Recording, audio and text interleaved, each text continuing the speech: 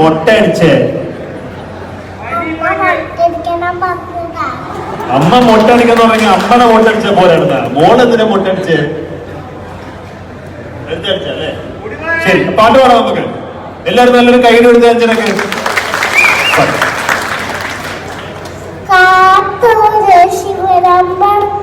അടുത്ത വീട് പാച്ചോടി